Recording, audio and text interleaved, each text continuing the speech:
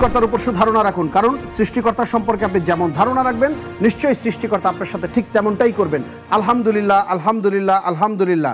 সেই সৃষ্টিকর্তার উপর লক্ষ্য করে শুকরিয়া আদায় করে 10 মিনিটস উইথ ইমরান অনুষ্ঠানে বরাবরের মতো স্বাগত জানাচ্ছি আমি ইমরান চৌধুরী।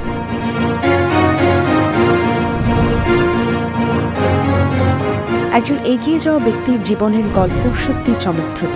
কঠোর দায়িত্ব পালনের মধ্য দিয়ে একজন কর্মঠ ব্যক্তিত্ব নিজেকে শুরু থেকে শীর্ষে নিয়ে যেতে সক্ষম হন। তাদের সফলতার প্রতিটি স্তর, প্রতিটি চ্যালেঞ্জ যেন রূপকথার গল্পের মতো। সততার মোড়কে একজন সফল ব্যক্তি হতে পারেন সম্মানীয়, অনুকরণীয়। এর মধ্য থেকেই নিজেকে গড়ে তুলতে পারেন একজন নেতৃত্ব প্রদানকারী ব্যক্তিত্ব হিসেবে। প্রিয় দর্শক, আপনারা জানেন প্রতিটি পর্বে একজন স্বপ্নবান দেশপ্রেমী উদ্বুদ্ধ ব্যক্তিত্বের সাক্ষাৎকার গ্রহণ করা হয়। চলুন দর্শক, দেখে আসি আজকের অতিথির সাক্ষাৎকারটি। প্রিয় দর্শক, আজ এমন একজন ব্যক্তিত্বকে আপনাদের সাথে পরিচয় করিয়ে দিতে চাচ্ছি, যিনি বাংলাদেশে থাকতে পারেননি রাজনৈতিক নিপীড়নের কারণে, ছুটে গিয়েছেন দেশ ছেড়ে প্রবাসে। সেখানে যেও নিজেকে রাজনীতির বাইরে রাখতে পারেননি, সেখানেও জড়িয়েছেন বিএনপির রাজনীতির সাথে। কিন্তু দেশে রেখে যাওয়া তার পরিবার পরিজনকে একাধিকবার নির্যাতন নিপীড়নের শিকার হতে হয়েছে।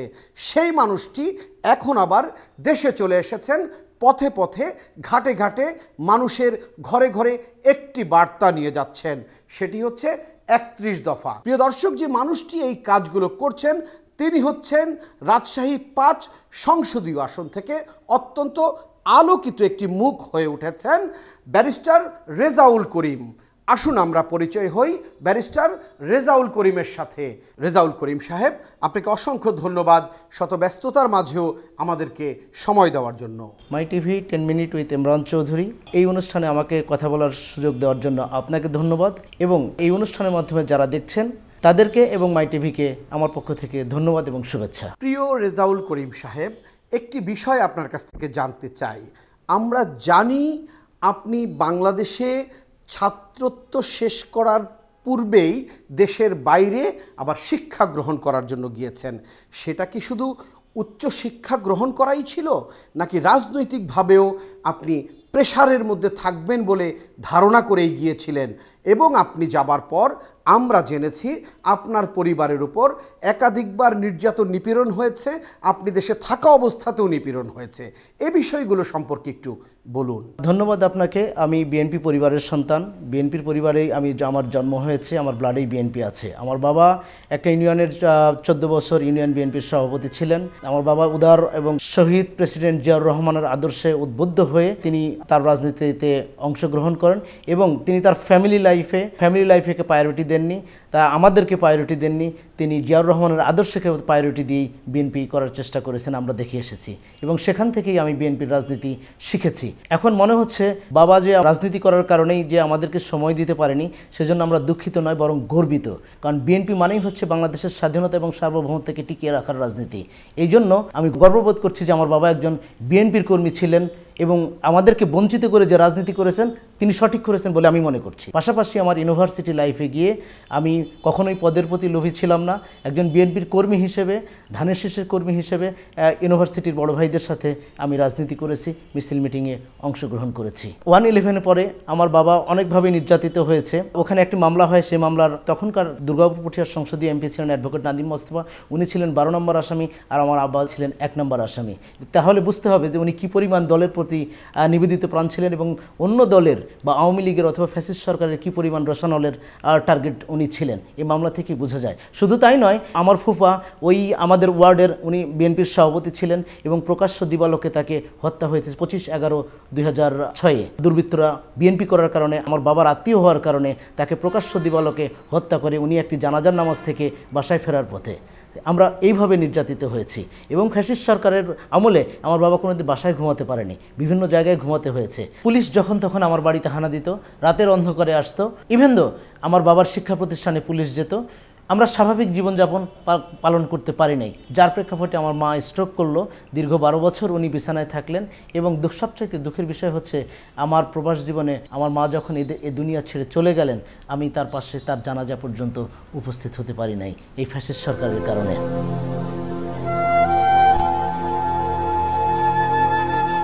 বাট শত ব্যথা বেদনা থাকার পরও আমি এই বিষয়টা যখন ভুলে যাই, যখন দেখি দেশনেত্রী বেগম খালেদা জিয়া আমার নেত্রী যখন পায়ে হেঁটে জেলখানায় গেলেন এবং হুইল চেয়ারে বের হলেন, এবং আমি পাশাপাশি আরও যখন দেখলাম যে আমাদের প্রিয় নেতা জনাব তারেক রহমান দীর্ঘ 17 বছর দেশের বাইরে থাকতে পারলেন এবং মায়ের দেখা পেলেন না, এগুলো যখন আমি দেখি এবং তখন ভুলে যাই যে আমার মায়ের কষ্টটা, তাদের যে অবদান, তা সেখানে আমার হয়তো কিছুই নাই। আমরা জানতে চাচ্ছি আপনার কাছ থেকে, দেশ থেকে প্রবাসের মাটিতে পা রাখার পরেও রাজনীতি থেকে দূরে থাকতে পারেননি, সেখানে যে আপনার বেশ কিছু অ্যাক্টিভিটি দেশে থেকে আমরা সোশ্যাল মিডিয়ার মাধ্যমে দেখতে পেয়েছি, সেই কর্মকাণ্ডগুলো সম্পর্কে যদি একটু বলেন। 111-এর কারণেই আমি ইউনিভার্সিটি লাইফ এখানে অনার্স শেষ করার পাশাপাশি দেশে থাকার পরিস্থিতি আমার জন্য ভালো ছিল না বলেই আমাকে প্রবাস জীবনে পাড়ি দিতে হয়েছে এবং দীর্ঘ 17 বছর আমি প্রবাস জীবনে থেকেছি, কিন্তু রাজনীতি থেকে দূরে থাকি নাই।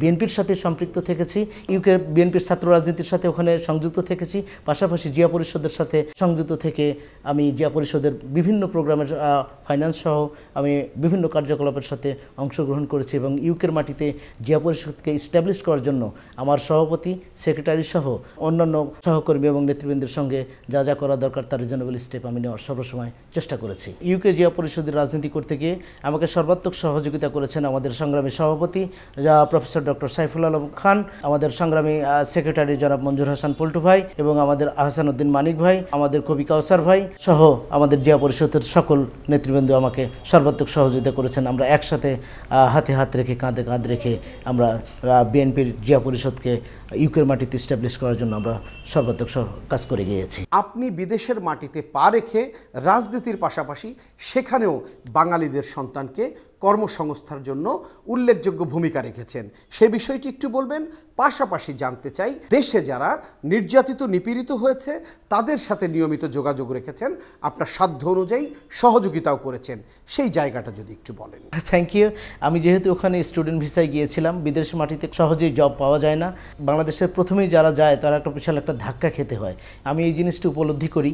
আমি যেহেতু নিজে একজন স্টুডেন্ট ভিসায় গিয়েছিলাম, আমি এর মুখোপেক্ষী হয়েছিলাম। দেশপ্রেম থেকে উদ্বুদ্ধ হয়েই আমি এটা করেছি যে আমার মাটি এবং আমার মানুষ যেখানে ওখানে আছে তাদেরকে কিভাবে বিদেশের মাটিতে সহযোগিতা করা যায়, সেই চিন্তা থেকেই আমি একটি কোম্পানি খুলি এবং সেখান থেকেই আমি দীর্ঘ কয়েক বছরে কয়েক হাজার লোকের কর্মসংস্থান আমি সৃষ্টি করি এবং তাদেরকে সর্বাত্মকভাবে সহযোগিতার চেষ্টা করি। দীর্ঘ 17 বছর দেশের বাইরে ছিলাম। এখানে অনেক নেতাকর্মী যারা আমার সময় ইউনিভার্সিটিতে ছিল, আমার অনেক বন্ধুবান্ধব এবং অনেক পরিবারকে আমি চিনি যারা অনেক নির্যাতিত হয়েছে, মামলার খরচ বেয়ার করতে পারছিল না, নিজেকে জাহির করার জন্য বলছি না, ইউকেতে থেকেও যখন যেভাবে নক করেছে যতটুকু পারি আমার পক্ষ থেকে আমি তাদেরকে সর্বাত্মক সহযোগিতা করার চেষ্টা করেছি, কিন্তু এটা কখনো কারোর কাছে প্রকাশ করিনি, বাহবা নেওয়ার চেষ্টা করি নাই। আমি আমার ওই ভাইদেরকে সহযোগিতা করা, তাদেরকে ছোট করতে চাইনি কারোর কাছে।